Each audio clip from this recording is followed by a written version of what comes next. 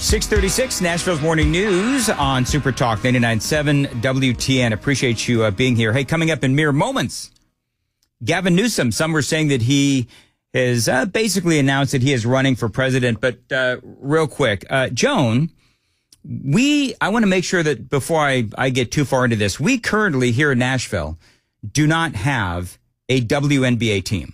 We do not. Then why did the Metro Council, in its infinite wisdom, budget a $30 million practice facility for a future WNBA team?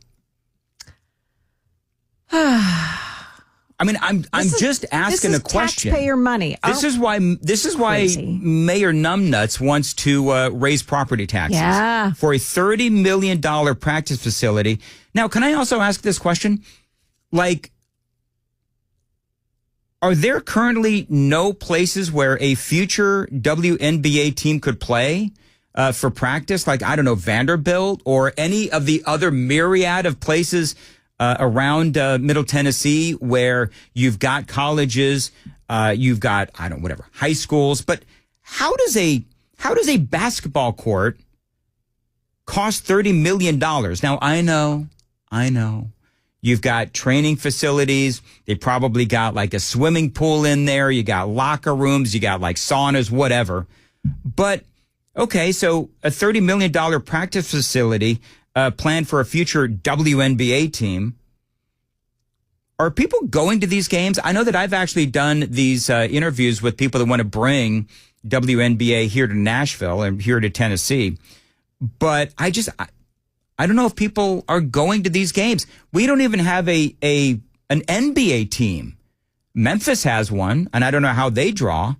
KGB, the Memphis Grizzlies, how do they do? Do they thumbs up? Well, yeah, go ahead and speak. Rumors have been circulating for a long time about relocation because they haven't really been viable, but they do okay. They still make money, but not as much as other teams. They're the low market. You think anybody would go to a WNBA game? Like, I know we've talked about this before. I've had the people on that wanted to bring the WNBA to Nashville. But if Caitlin Clark is on that team, yes. Otherwise, no. Caitlin Clark is once in a lifetime. Right. She is once in a lifetime. So, I don't know. $30 million practice facility also planned for a future WNBA team. They should try baseball first before basketball. Oh, absolutely. Well, women's basketball at that. I mean, no, I'm not hating on the ladies. But all I'm saying is that there's not this mad rush for people to come to a WNBA game here in Nashville. Baseball, absolutely. I would love to. Sounds do well here, so imagine. Sounds do very well here. So anyway, also the WNBA loses around $10 million a year. They have not made a profit since starting in the late 90s. Okay, so I want to make sure the WNBA loses $10 million a year.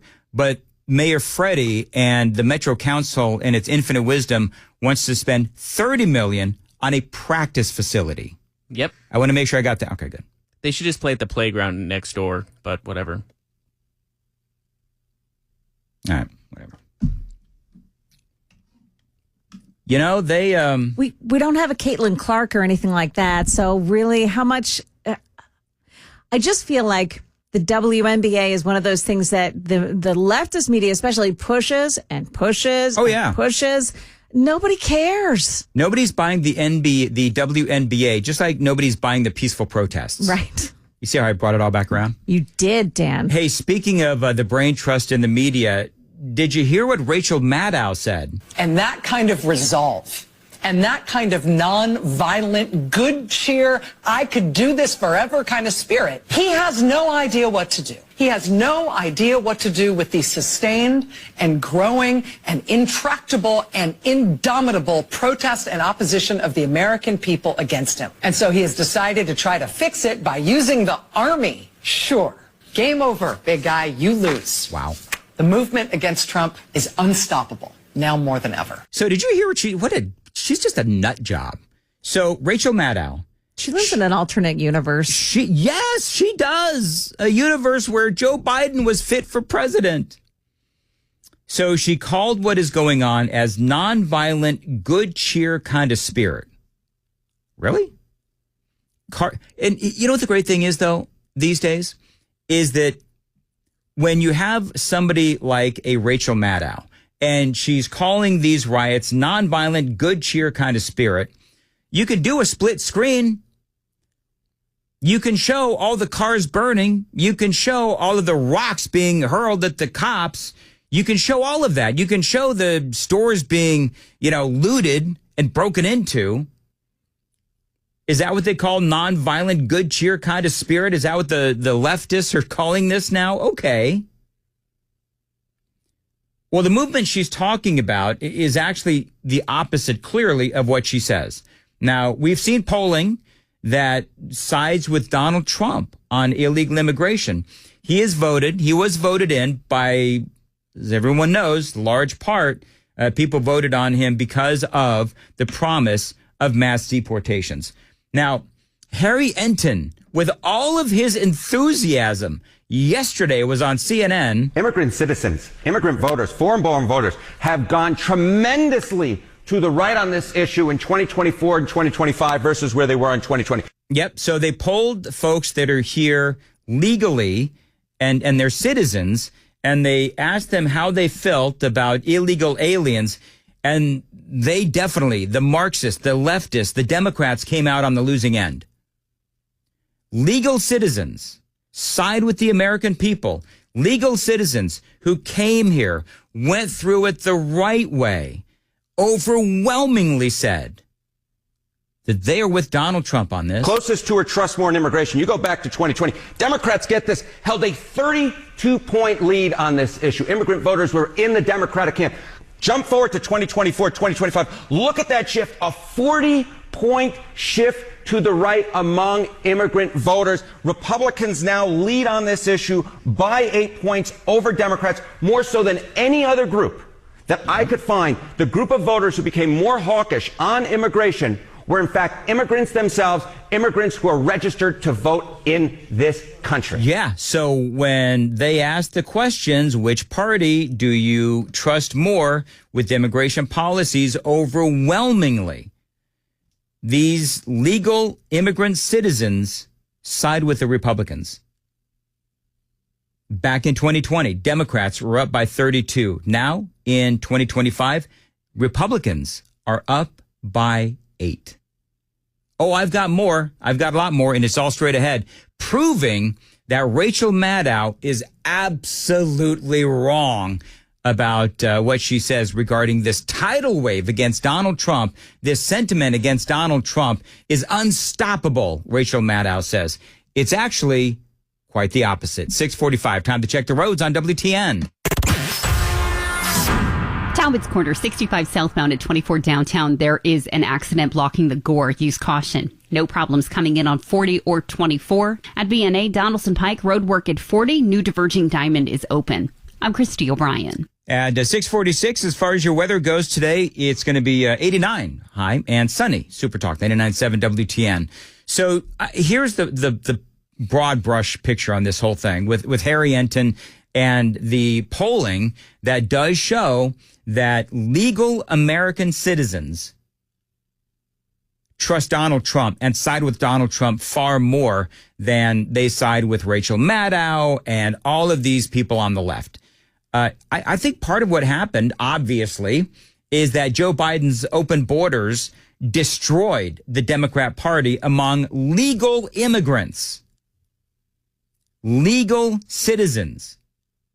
They don't like what's going on. They don't like to see. I've known several people who are here legally who are Hispanic, and they have all said the same thing. Oh, that's just your conservative bubble, Mandis. Actually, no, it's not.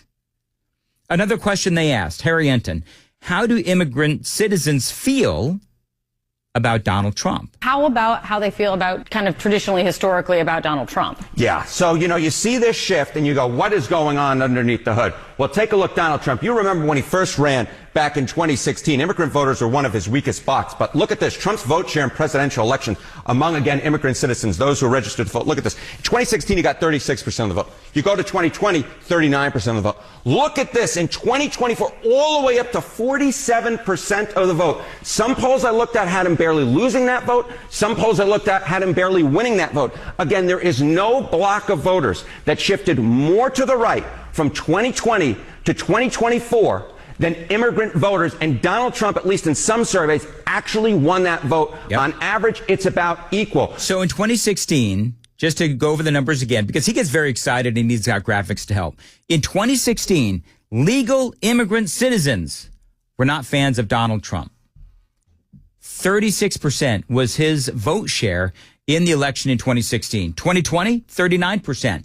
2024, 47% of legal American citizens, according to Harry Enton, supported Donald Trump. So a couple of things happened. Number one, as I just mentioned, Biden's open border and the fact that it turned out that Donald Trump was right about all this stuff regarding illegal immigration.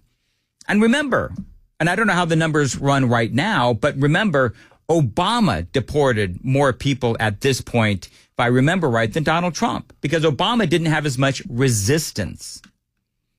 And so I think that the legal immigrant citizens, they are seeing the resistance of the Democrat Party. They are seeing the resistance of Gavin Newsom, of Karen Bass, of the entire Democrat Party, and a bunch of socialists and Marxists that they seem to be, they've clearly morphed into at this point. I don't know how you could say it any other way.